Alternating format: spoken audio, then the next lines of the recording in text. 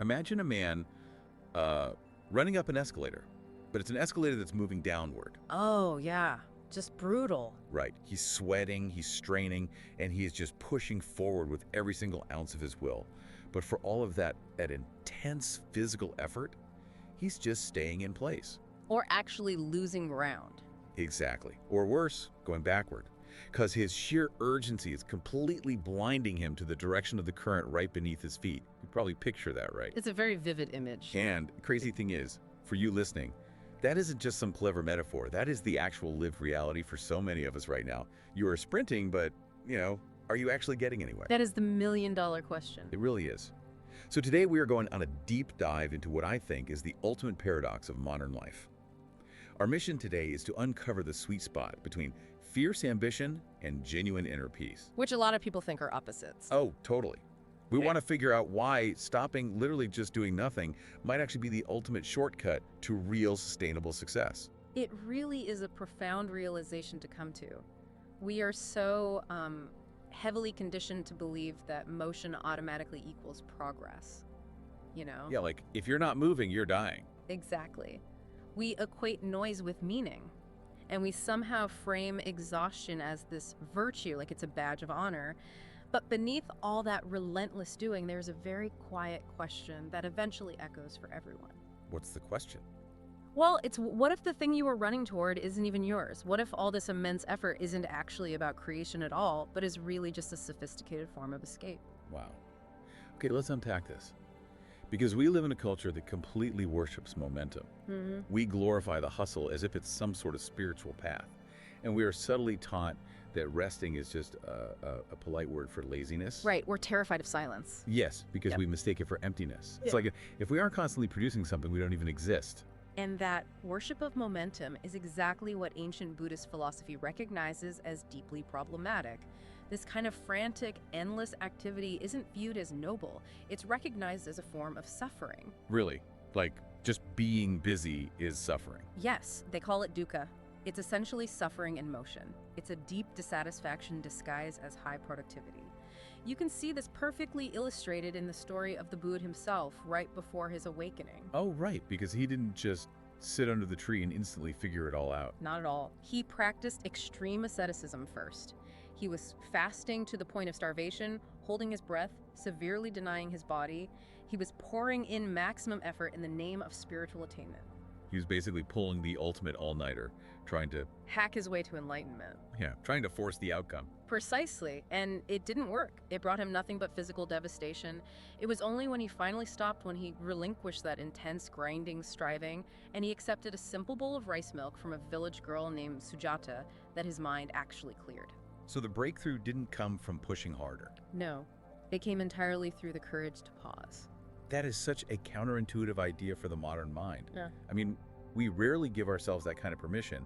We just assume that if our calendars are full, we have a purpose. Right, the engine is roaring. The engine is roaring, but we don't stop to ask if the driver is completely asleep at the wheel. And this is where modern neuroscience beautifully validates the ancient wisdom. We often think of mindfulness or pausing as just a pleasant stress reduction tool. Like taking a bubble bath or a spa day for your brain. Exactly, like a luxury. But it is a radical biological necessity. Neuroscience confirms that the human mind simply cannot sustain high-performance output without periods of absolute stillness. What actually happens when we stop, biologically? When you stop focusing on an external task, your brain activates something called the default mode network. Wait, so my brain's default mode network is actually doing heavy lifting? Because my personal default mode usually involves staring into the fridge, hoping new snacks have miraculously materialized since I last checked 10 minutes ago. Huh. Well, it might feel like you're just staring at leftover pizza, but functionally, your brain is doing incredible work. Really? Yes. The default mode network is the brain's resting state, but functional MRI scans show it is anything but idle. It actually consumes a massive amount of energy. So it's actively working while I'm zoning out? Very much so. This network is where integration happens. It's where your brain connects disparate pieces of information, where complex insights emerge. It's actually where your sense of self literally reassembles after being fragmented by the demands of the day. Wow. Without that stillness, without that daydreaming or staring into the fridge time, you are running on a biologically depleted system. You literally lose the ability to see the big picture. I see what you mean. The pause is the actual mechanism for growth, which connects to something I've always wondered about when looking at Japanese art or architecture. There's this undeniable sense of calm, and I could never put my finger on why. You're likely picking up on a beautiful Japanese concept called ma. It's the intentional use of negative space. Negative space. Yes. If you look at a Zen garden, for instance, it's not just the rocks or the perfectly raked gravel that give the garden its profound meaning. It is the empty space between those physical objects. The emptiness is part of the design. It is the design. If we apply that to our lives, it isn't our achievements or our busy hours that define us. It is the pauses that give those achievements any context or meaning. Without that negative space, everything just blurs into a loud, chaotic noise. That makes a lot of sense. The space makes the structure possible. Exactly. And that concept of ma pairs incredibly well with modern psychology. Think of Viktor Frankl's observations. From his time in the concentration camps. Yes. Writing from unimaginable horrors, Frankl observed that between a stimulus and a response, there is a space. And in that space lies our absolute power to choose our response. But we have to actually create that space. Right. That space is not automatic. It has to be cultivated and protected. When we are constantly rushing, we collapse that gap. We lose the space. We start reacting blindly instead of responding consciously, and we become reactive slaves to our circumstances. So for you, the listener, who might be caught on that downward escalator right now, how do you recognize the signal? Because there's a fine line between a strategic pause and just giving up because things got hard. Yeah. How do you know when stopping is actually the wisest possible move? You have to start paying attention to the very subtle internal messengers. It often begins with a persistent sense of dissonance. You might have the thought, I got the promotion, I have the house, so why do I feel so hollow? Yeah, that creeping feeling that something is off. Or maybe it manifests physically. Chronic insomnia, unexplained tension in your jaw, or a deep, lingering fatigue that no amount of sleep tracking or diet optimization seems to fix. And we usually just try to push through that. We view these things as bugs in our personal software that need to be hacked or caffeinated away. But in Tibetan traditions, these moments are known as tugul. It translates roughly to a direct crossing. A direct crossing, I like that. It frames it as an opportunity rather than a breakdown. Exactly. They are profound opportunities to leap right out of your habitual patterns and into a deeper truth. Take the example of a wildly successful 32-year-old entrepreneur. She had built a 7-figure business, she was speaking globally, doing everything right by society's standards. Living the dream. On paper, yes. But one morning, she was staring at her own reflection in a hotel bathroom mirror, feeling entirely depleted, and she just whispered to herself, "Who are you?" Oh man, that's heavy. She hit an existential wall, so she canceled her next 3 months of engagements and went on a silent retreat. When she came back, she didn't have a new, aggressive marketing strategy. She had a completely new relationship with herself. The pause changed her whole perspective. She realized she had thought success was about building something the world would notice. But true success actually began when she finally noticed herself. That is a great story, but let me push back a little here. It's really easy to say, take a 3-month pause, if you are a 7-figure CEO who can afford a mountain retreat. Fair point. What if you, the listener, are an entry-level employee with a crushing quota, or a parent managing a chaotic morning school run, juggling 2 jobs? You can't just pause without things falling apart. How does a direct crossing apply to everyday life? That is a crucial distinction. The pause doesn't have to be a 3-month sabbatical. For a parent during a chaotic school run, the direct crossing might just be recognizing the urge to yell, feeling that tightness in your chest, and choosing to take 3 deep breaths instead of reacting. Just finding that tiny sliver of space. Right. Or if you're working a demanding job, it's noticing the impulse to endlessly scroll social media during your 1 5-minute break and choosing to just look out the window instead. Right. It's about reclaiming the micro spaces in your day. It's not about abandoning your life. It's about changing how you inhabit it. That idea of rushing to escape ourselves actually reminds me of an old story about a young Himalayan monk. Oh, the water story. Yes. Every morning, this young monk had the chore of carrying water from the river up to the monastery. And at first, he's just rushing. He's practically jogging up the mountain, panting, frustrated, and he is spilling half the bucket of water every single trip. Just wasting all that effort. Exactly. The elder teacher watches him do this for weeks. Finally, the teacher stops him and delivers this great insight. He says, "You are not carrying water. You are fleeing from emptiness." That is such a powerful line. Isn't it? When the young monk realized his haste was just a defense mechanism against being alone with his own thoughts on the quiet mountain, he slowed down. He felt the weight of the bucket, listened to his footsteps, noticed his breathing. The spilling stopped, and the daily chore turned into a moving meditation. What's fascinating here is how beautifully that story illustrates the Buddhist concept of virya. It's often translated as energy or right effort. Right effort. This isn't the grinding, teeth-clenching willpower we are so used to celebrating today. Right effort is a very precise, balanced, and intentional form of action. In their philosophical framework, right effort is placed deliberately right between mindfulness and concentration. So it's sandwiched right in the middle. Yes. Without mindfulness, your effort easily becomes destructive, pushing yourself right into burnout. And without the stillness of concentration, your energy just scatters everywhere, like the monk spilling the water. We are constantly employing wrong effort, mistaking sheer speed for actual progress. I found the breakdown of this concept to be a real paradigm shift. There are 4 types of right effort. Correct me if I butcher this, but it goes 1, preventing unwholesome states from arising. 2, abandoning unwholesome states that are already there. 3, cultivating wholesome states that haven't arisen yet. And 4, maintaining the wholesome states that are present. You got it perfectly. When I realized that, I had a massive aha moment. 2 of those 4 types of effort involve completely non-doing. Preventing and abandoning. Yes, it is restraint. It is actively choosing not to act. In our modern workflow, where we are obsessed with constant creation and shipping products and doing more, the idea that true mastery involves knowing when to withhold a reaction or delay a decision is radical.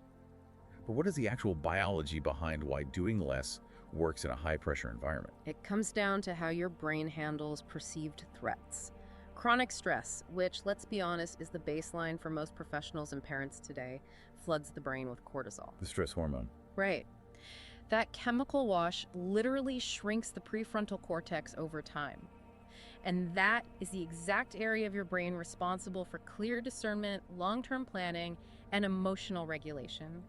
At the same time, the cortisol hyperactivates the amygdala, your fear center. So you're basically running on pure panic. You are operating in a constant state of fight or flight, seeing everything as an emergency. Everything feels like a fire that needs to be put out immediately. Exactly. Mindfulness and the practice of pausing intervene biologically.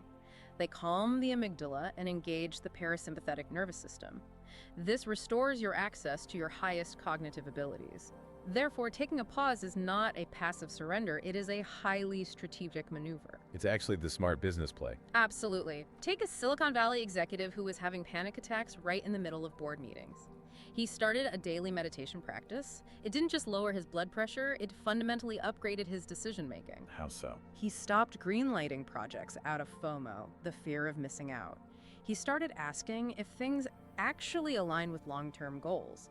Pausing allowed him to lead with clarity rather than anxiety. And you see this everywhere once you look for it. Okay. Effort often looks like doing way less. It is the therapist who cancels a lucrative client session just to sit with her own burnout, and she comes back to her practice with infinitely deeper empathy. Or think about a mindful investor. They aren't glued to the screen reacting to every single micro swing in the market.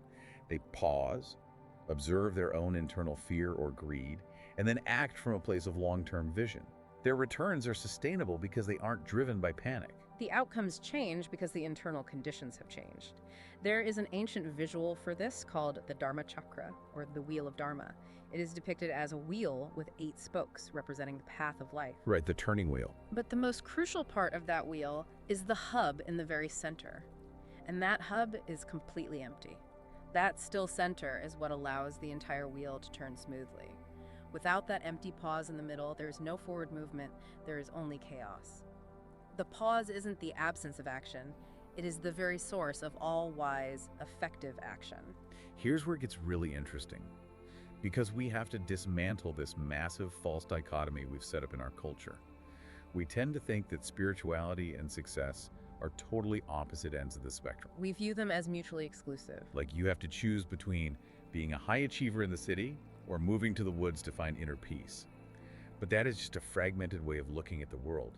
Think about the ancient symbol of the lotus flower. Such a beautiful image. It is stunningly beautiful, but it roots and blooms entirely because of the thick, dark mud it grows in, not in spite of it. You don't have to escape the muddy reality of the corporate world or your daily grind to find clarity. You transform within it. That integration is the whole point. In the Zen tradition, there is a practice known as shikantaza, which translates simply to just sitting. Just sitting. Nothing else. Nothing else. When you practice this, you sit with absolutely zero goals, zero techniques, and zero expectations of achieving enlightenment. To a heavily conditioned modern mind, sitting down to accomplish nothing sounds infuriating. It sounds like a complete waste of time. Oh, I'd be checking my watch after 2 minutes. We all do it first. Yet in that space of doing nothing, the illusion of separation begins to dissolve. You realize you aren't separate from your work, your environment, or your breath. You tap into a single, flowing intelligence. This deep attunement is the actual birthplace of true innovation. That makes me think of Steve Jobs. Exactly. It is worth remembering that Steve Jobs didn't conceptualize the iPhone by staring at focus group data in a sterile boardroom. He practiced Zen. He went on long barefoot walks. He studied the art of calligraphy. He cultivated that negative space we talked about earlier, and from that stillness emerged designs that changed human communication forever. That is a powerful reminder for you, the listener, right now, especially if you are feeling restless. We are so often endlessly chasing success, racking up titles and followers and bank balances, because deep down there is this quiet, terrified voice saying, I am not enough as I am. The great wound of the modern ego. Yes, we use achievement to fill a void. But everything we are diving into today suggests that void isn't actually empty all right now. That touches on a core psychological and philosophical concept known as anatta, or non-self. Now, this doesn't mean you don't exist. It simply means that your true essence is not that endlessly anxious thinker in your head. I am not my thoughts. You are not your striving ambition, you are not your job title, and you are not your past mistakes. Your true essence is simply spacious, complete awareness. You are already whole. So when you stop, you are not stopping so you can finally go out and find yourself. Because there's nothing missing. Exactly. You stop to remember that you were never actually lost to begin with. You drop the exhausting performance of trying to become someone else, and you simply embody the presence that is already there. If we connect this to the bigger picture, true success has almost nothing to do with external metrics. It is measured entirely in integrity. It is about how closely your outer everyday life actually mirrors your deep inner truth. Beautifully said. And you cannot possibly align those two things if you're running so fast you can't even hear your own thoughts. So we need to bring this back down to earth for you listening. How do you practically apply this right now, today? Because as we said, you do not need to pack up and move to a monastery. You can start with micropauses. They are tiny but incredibly potent. Literally, before you fire off that defensive reply to an email, just sit back and wait 10 conscious breaths. Notice the tightness in your chest and let it pass. Just giving yourself that Frankel space. Precisely. Before you click buy on something online late at night, pause and ask yourself, am I actually feeling a tangible need right now, or am I just trying to avoid a feeling of discomfort or boredom? I know I'm guilty of the late night boredom shopping. Another great tool is the deep listening practice taught by Thich Nhat Hanh. It just means sitting with a friend, partner, or your kid and completely stopping your own internal commentary. That is harder than it sounds. It really is. You don't plan your clever response while they are talking. You just give them the silent space to truly exist and be heard. Those micro pauses are quiet acts of rebellion. When you choose to stop, even for a moment, you are pushing back against a world that equates human value with mechanical output. You are reclaiming your depth. So what does this all mean? It means the challenge isn't to figure out how to run faster on that downward escalator. The challenge is realizing you have the power to step off it entirely. You don't need to earn your worth through exhaustion. The ground is already right there beneath your feet. And I want to leave you with one final thought to mull over today.